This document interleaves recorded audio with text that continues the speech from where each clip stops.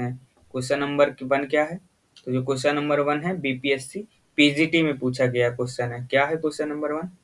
The 3 main component of a digital computer system are, यानी computer system के हमको 3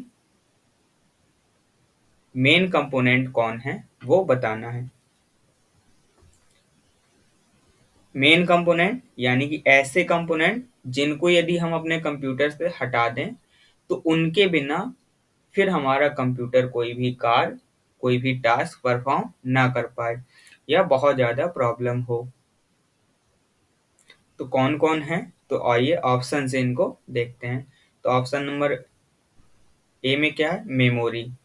तो मेमोरी मेमोरी हमको चाहिए क्योंकि कंप्यूटर क्या करता है?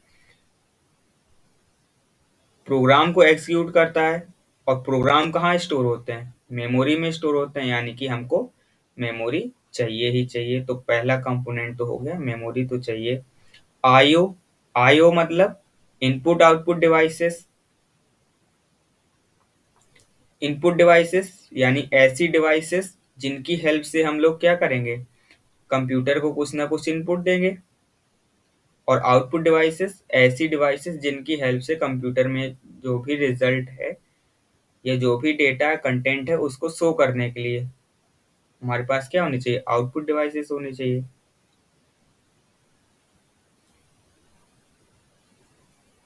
तो यदि हम लोग कंप्यूटर से कोई भी कार्य कराना चाहते हैं तो हमको क्या कराना है कंप्यूटर से, ये हमको बताना पड़ेगा। तो ये हम कैसे बताएंगे? इनपुट डिवाइस की हेल्प से। और जब हमने कंप्यूटर को बता दिया कोई कार्य कराना है, जैसे कि सपोज दैट हमने इनपुट कर दिया क्या? 5+4। तो हमने इनपुट कर दिया, कंप्यूटर ने इसको प्रोसेस किया। अब रिजल्ट क्या आया? ये आया भी कि नहीं आया, और आया तो सही आया कि गलत आया, कैसे पता चलेगा? जब ये रिजल्ट हमको शो होगा। और हमको शो कैसे होगा? जब हमारे पास डिस्प्ले यूनिट होगा, मॉनिटर होगा। और मॉनिटर क्या है? एक आउटपुट डिवाइस है। यानी कि हमको अपने कंप्यूटर में क्या चाहिए? आईओ डिवाइसेस भी चाहिए। तो हमका हमारा सेकेंड कंपोनेंट आईओ डिवाइसेस हो गया। फिर इसमें नेक्स्ट क्या है? डीएमए। डीएमए यानी कि डायरेक्ट मेमोरी एक्सेस। तो डायरेक्ट मेमोरी एक्सेस का मीनिंग क्या हुआ, या क्या है ये चीज? तो डायरेक्ट मेमोरी एक्सेस यानी कि हमारे पास मेमोरी में यदि कोई भी कंटेंट स्टोर है तो हम सीपीयू की हेल्प के बिना उस कंटेंट को क्या कर लें? एक्सेस कर लें। और इस ऐसा ही करने के लिए हम लोग क्या यूज करते हैं? डीएमए यूज करते हैं। तो इसके यानी कि हम लोग को सीपीयू के बिना कंटेंट एक्सेस करना है तो डीएमए के हेल्प से हम लोग कर लेंगे। लेकिन यदि सीपीयू के थ्रू एक्सेस करना है तो हमको डीएमए की कोई नीड नहीं है। यानी कि यहाँ पे डीएमए एक ऐसा कंपोनेंट है कि यदि डीएमए नहीं है तब भी हम लोग मेमोरी से डेटा को क्या कर सकते हैं? एक्सेस कर सकते हैं। और जब कर सकते हैं तो ऑप्शन नंबर 1 क्या हो गया? गलत हो गया। यानी कि ऑप्शन नंबर 1 में जो डीएमए वाला कंपोनेंट है ये क्या है?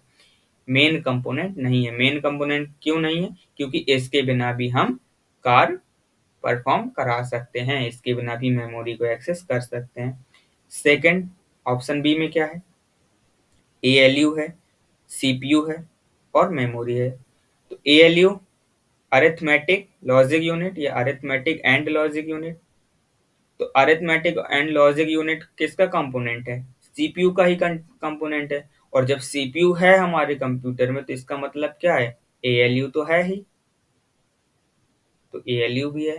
तो दो दो बार लिखा है तो इसका मतलब क्या हो गया? ऑप्शन नंबर बी गलत हो गया। Option number C memory. तो मेमोरी तो हमको चाहिए ही, अभी हम लोगों ने बात की। सीपीयू, सीपीयू यानी कि सेंट्रल प्रोसेसिंग यूनिट। तो यदि हमारे पास कंप्यूटर में सीपीयू नहीं है तो कंप्यूटर क्या कर पाएगा?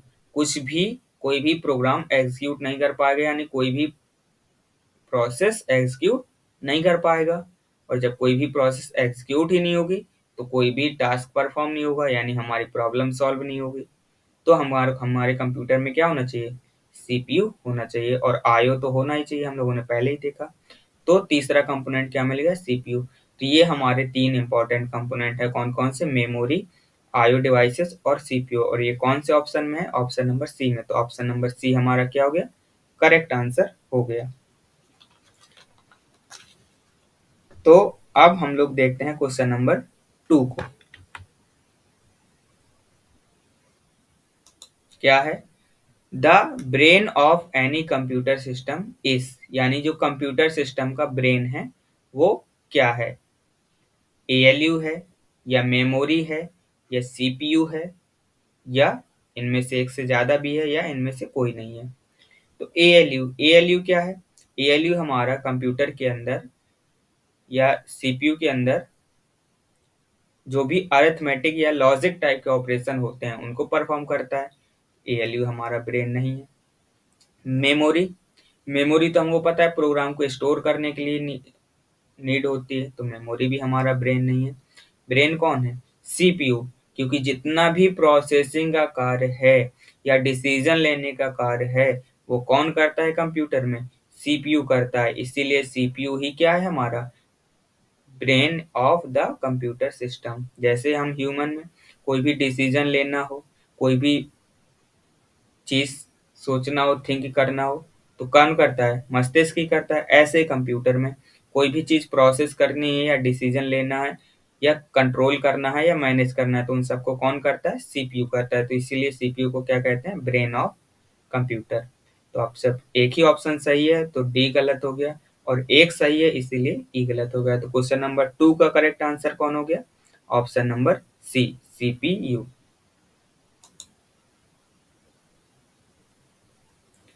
नेक्स्ट क्वेश्चन की बात करें, क्वेश्चन नंबर 3 की। तो क्वेश्चन नंबर 3 क्या है, क्वेश्चन नंबर 3 भी हमारा बीपीएससी पीजीटी में पूछा गया क्वेश्चन है। क्वेश्चन नंबर 3 क्या है, who is the father of computer, यानी कंप्यूटर के फादर यानी जनक कौन है। Option number A James Gosling, option number B Charles Babbage, option number C Dennis Ritchie, option number D इनमें से एक से ज्यादा यानी more than one of the above, और ऑप्शन नंबर ई इनमें से कोई नहीं। तो ऑप्शन नंबर ए क्या है, जेम्स गोसलिंग। और जेम्स गोसलिंग आप सभी लोगों को पता होगा, और नहीं पता है तो नोट कर लीजिए। जो जेम्स गोसलिंग है वो क्या है, जावा लैंग्वेज के फाउंडर या डेवलपर हैं।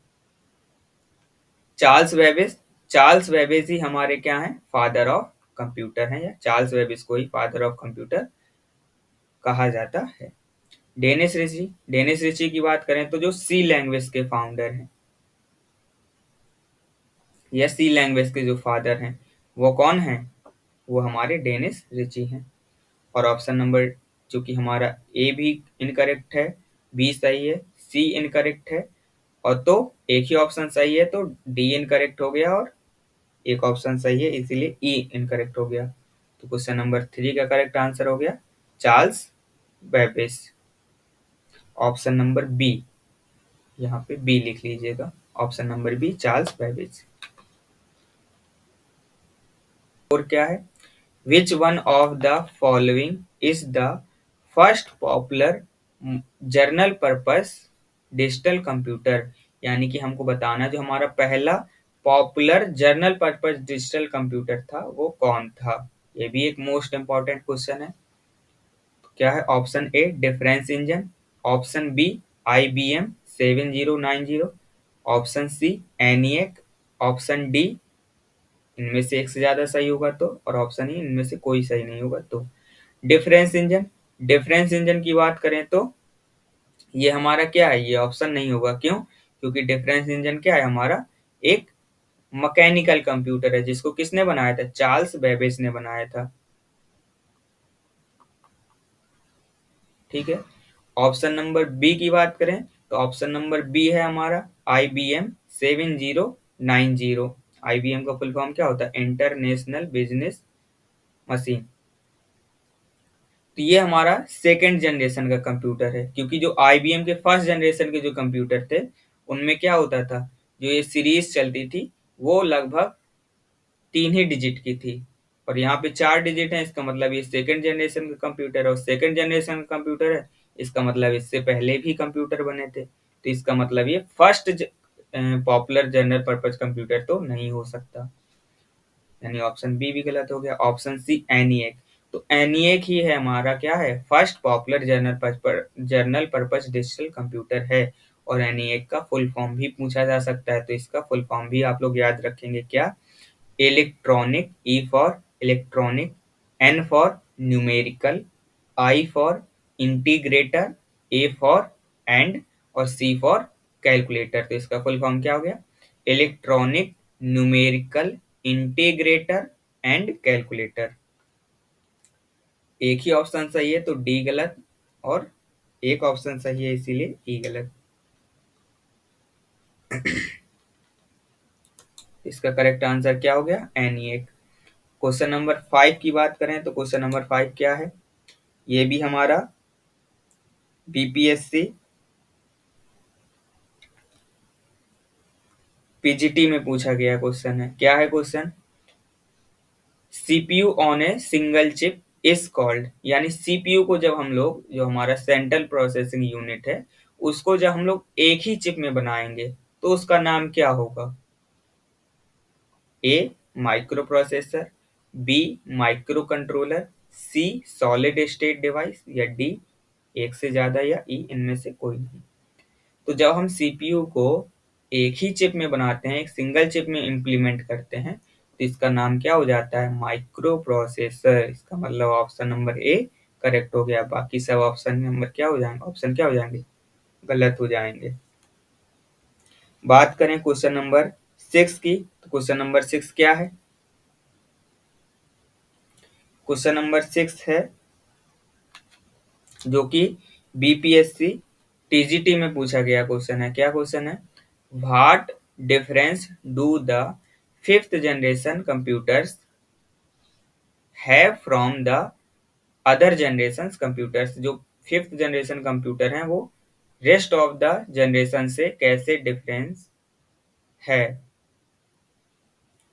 ए टेक्नोलॉजिकल एडवांसमेंट, यानी टेक्नोलॉजी का डिफरेंस है, या बी ऑब्जेक्ट ओरिएंटेड प्रोग्रामिंग का डिफरेंस है, या ऑप्शन सी साइंटिफिक कोड का डिफरेंस है, या ऑप्शन डी एक से ज्यादा का भी है, या ऑप्शन ई इनमें से किसी का भी नहीं है। तो आप सभी लोगों को पता है टेक्नोलॉजी का मतलब क्या है। जब हम लोग बात करते हैं फर्स्ट जनरेशन कंप्यूटर की, तो वहां पे हम लोग क्या यूज करते हैं, वैक्यूम ट्यूब्स का, इसके बाद ट्रांजिस्टर्स का यूज करते हैं, है ना, इसके बाद प्रोसेसर का यूज करते हैं। और जब माइक्रो फिफ्थ जनरेशन में आते हैं तो हम लोग वीएलएसआई या एलएसआई का यूज करते हैं ना। ये और क्या है, फास्ट प्रोसेसर है, इनकी हेल्प से हम लोग प्रोसेसर बनाते हैं। तो ये ऑप्शन क्या हो गया, करेक्ट हो गया। ऑब्जेक्ट ओरिएंटेड प्रोग्रामिंग की बात करें तो जो हमारे फर्स्ट जनरेशन में यूज होता था प्रोग्रामिंग लैंग्वेज कौन कौन सा था, मशीन लैंग्वेज और असेंबली लैंग्वेज। सेकेंड जनरेशन की बात करें तो हाई लेवल प्रोग्रामिंग लैंग्वेज यानी कि सी लैंग्वेज वगैरह यूज करने लगे थे, जो कैसी थी, प्रोसीजरल प्रोग्रामिंग लैंग्वेज थी। और जब बात करते हैं फिफ्थ जनरेशन लैंग्वेज की, तो इसमें हम लोग ऑब्जेक्ट ओरिएंटेड प्रोग्रामिंग के कंसेप्ट या एआई आर्टिफिशियल इंटेलिजेंस के कंसेप्ट को इम्प्लीमेंट करते हैं। तो ऑप्शन नंबर बी भी हमारा यहाँ पे करेक्ट है। साइंटिफिक कोड, अब जब लैंग्वेज चेंज हो रही है, आर्टिफिशियल इंटेलिजेंस इंप्लीमेंट हो रहा है, तो इसके अकॉर्डिंग साइंटिफिक कोड में भी क्या हुआ, चेंजेस हुआ। तो ऑप्शन नंबर सी भी यहाँ पे करेक्ट है। तो इसका आंसर क्या करेक्ट हो जाएगा, ऑप्शन नंबर डी। तो क्वेश्चन नंबर 6 का करेक्ट आंसर क्या हो गया, ऑप्शन नंबर डी, क्योंकि इनमें से इस क्वेश्चन में क्या थे, एक से ज्यादा ऑप्शन सही थे। बात करते हैं नेक्स्ट क्वेश्चन की, क्वेश्चन नंबर 7 की। क्वेश्चन नंबर 7 क्या है, जो कि हमारा बीपीएससी टीजीटी में पूछा गया क्वेश्चन है। क्या है, मशीन लैंग्वेज इज, यानी मशीन लैंग्वेज है, क्या है, मशीन डिपेंडेंट यानी मशीन पे डिपेंडेंट है, डिफिकल्ट टू प्रोग्राम प्रोग्रामिंग करने में डिफिकल्ट है, एरर प्रोन यानी कि जब हम मशीन लैंग्वेज प्रोग्रामिंग करेंगे तो एरर आने की प्रोसेस प्रोबेबिलिटी क्या है, ज्यादा है, D more than one of the above, और E none of the above. तो जो मशीन लैंग्वेज है, जब हम लोग 0 1 में प्रोग्रामिंग करते हैं तो ये हमारी मशीन पे यानी ऑपरेटिंग सिस्टम पे भी क्या करता है, डिपेंड करता है। तो ऑप्शन नंबर ए क्या हो गया, करेक्ट हो गया।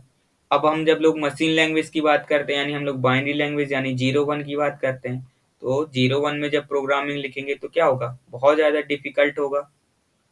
प्रत्येक चीज को हमको 0 ही 1 में लिखना है, तो कैसे याद रखेंगे कि किसका कोड क्या है, क्या होगा, बहुत डिफिकल्ट होगा, बार बार हमको चीजें सर्च करनी पड़ेंगी। और यदि हमने कहीं पे भी गलती से 0 का 1 या 1 का 0 कर दिया तो क्या हो जाएगा, एरर हो जाएगा। और ऐसा होने की पॉसिबिलिटी क्या है, ज्यादा है, इसीलिए क्या है, एरर प्रोन भी है। तो इसका भी करेक्ट आंसर क्या हो जाएगा, option D, more than one of the above. Next question की बात करें, क्वेश्चन नंबर 8 की, तो क्वेश्चन नंबर 8 क्या है, a computer program that converts high level language program into an equivalent machine language program. अब देखिए, मशीन लैंग्वेज में प्रोग्रामिंग करना डिफिकल्ट था, तो हमने क्या किया, एक ऐसा प्रोग्राम बना लिया जो क्या करेगा, हम लोग हाई लेवल लैंग्वेज यानी सी और जावा पाइथन में प्रोग्रामिंग करेंगे, और एक ऐसा प्रोग्राम बना देंगे जो इस लैंग्वेज के कोड को, प्रोग्राम को मशीन लैंग्वेज यानी 0 1 में क्या कर देगा, कन्वर्ट कर देगा। तो इस प्रोग्राम को क्या कहते हैं ये हमको बताना है। ए असेंबलर कहते हैं, या बी कंपाइलर कहते हैं, या सी लोडर कहते हैं, या डी एक से ज्यादा नाम भी हैं, या इनमें से कोई नहीं। तो असेंबलर, असेंबलर क्या करता है, जो हमारा असेंबली लैंग्वेज है उसमें यदि हमने प्रोग्रामिंग की, तो असेंबली लैंग्वेज में जब हमने प्रोग्रामिंग की तो असेंबली लैंग्वेज के प्रोग्राम को मशीन लैंग्वेज में कन्वर्ट करने के लिए हम लोग कौन सा प्रोग्राम यूज करते हैं, या उसका क्या नाम होता है, असेंबलर। तो ऑप्शन नंबर ए क्या हो गया, गलत हो गया, कंपाइलर। तो कंपाइलर ही है जो हमारा क्या करता है, मशीन लैंग्वेज या हाई लेवल लैंग्वेज के प्रोग्राम को मशीन लैंग्वेज में कन्वर्ट कर देता है। और कंपाइलर क्या करता है, पूरे प्रोग्राम को एक साथ रीड करता है और उसको मशीन लैंग्वेज में कन्वर्ट कर देता है। ये भी क्वेश्चन हमारा बीपीएससी पीजीटी में पूछा गया क्वेश्चन था, तो इसका करेक्ट आंसर क्या हो जाएगा, option B compiler. Next question की बात करें, क्वेश्चन नंबर 9 की, तो क्वेश्चन नंबर 9 क्या है, a computer program that translates high level language program into machine language program statement by statement यानी कि line by line. Same he question है, बस कंपाइलर क्या करता था, हाई लेवल लैंग्वेज प्रोग्राम को एक साथ मशीन लैंग्वेज में कन्वर्ट कर देता था। और यहाँ पे हमको क्या बताना है, एक ऐसा प्रोग्राम का नाम जो क्या करे, हाई लेवल लैंग्वेज को मशीन लैंग्वेज में कन्वर्ट तो करे, बट कैसे, स्टेटमेंट बाय स्टेटमेंट यानी कि लाइन बाय लाइन। तो कंपाइलर, तो कंपाइलर तो गलत ही होगा क्योंकि कंपाइलर एक ही साथ में पूरा क्या कर देता है, कंपाइल कर देता है, कन्वर्ट कर देता है। लोडर, लोडर का कंसेप्ट अलग है जिसको हम लोग आगे पढ़ेंगे। इंटरप्रेटर, तो इंटरप्रेटर ही है जो हमारा क्या करता है, हाई लेवल लैंग्वेज को, हाई लेवल लैंग्वेज के प्रोग्राम को मशीन लैंग्वेज के प्रोग्राम में कन्वर्ट कर देता है, और वो भी कैसे, स्टेटमेंट बाय स्टेटमेंट। तो ऑप्शन नंबर सी क्या है हमारा, करेक्ट है क्वेश्चन नंबर 9 में। तो अब हम लोग आगे बढ़ते हैं और आज के वीडियो के लास्ट क्वेश्चन को, क्वेश्चन नंबर 10 को डिस्कस करते हैं। यदि ये वीडियो आप लोगों के लिए हेल्पफुल रहा है तो इस वीडियो को आप अपने दोस्तों के साथ शेयर जरूर करें, जिससे उन लोगों को भी हेल्प मिल सके। क्वेश्चन नंबर 10 क्या है, what does the control unit generate to control other devices या अदर यूनिट्स। जो कंट्रोल यूनिट है वो क्या जनरेट करता है दूसरे डिवाइसेस को या दूसरे यूनिट्स को या कंपोनेंट्स को कंट्रोल करने के लिए। Option A transfer signal, option B command signal, option C control signal, या डी इनमें से एक से ज्यादा ऑप्शन सही है, या ई इनमें से कोई भी ऑप्शन सही नहीं है। तो option A transfer signal, transfer signal generate नहीं करता है। ट्रांसफर सिग्नल जब भी किसी डिवाइस को डेटा ट्रांसफर करना होता है तो वो जनरेट करता है। कमांड सिग्नल तो हम लोग इनपुट करते हैं सीपीयू को या कंप्यूटर को कि हमको जो कुछ कराना होता है, और कैसे फॉर्मेट में, इंस्ट्रक्शन के फॉर्मेट में, है ना, इंस्ट्रक्शन हम लोग देते हैं तो वो कमांड सिग्नल होता है। तो सीयू तो जनरेट करता नहीं है, तो सीयू क्या जनरेट करता है, कंट्रोल सिग्नल, कि सभी डिवाइसेस को कंट्रोल कैसे करना है, उनसे काम कैसे करवाना है, या कौन से टाइम पे कौन सी डिवाइस वर्क करे। तो ये सब कंट्रोल कौन करता है, कंट्रोल यूनिट। तो कंट्रोल यूनिट क्या जनरेट करता है, कंट्रोल सिग्नल को जनरेट करता है। और ये भी क्वेश्चन हमारा बीपीएससी टीजीटी और पीजीटी दोनों में पूछा गया क्वेश्चन है। तो ऑप्शन नंबर डी भी इसका गलत हो जाएगा, ए भी गलत हो जाएगा। तो इस क्वेश्चन का आंसर क्या करेक्ट हो गया, यानी कि कंट्रोल यूनिट क्या जनरेट करता है, कंट्रोल सिग्नल्स जनरेट करता है, यानी ऑप्शन सी हमारा करेक्ट आंसर हो जाएगा। तो आज के वीडियो में इतना ही। वीडियो को लास्ट तक देखने के लिए आप सभी लोगों का बहुत बहुत धन्यवाद। Thank you so much.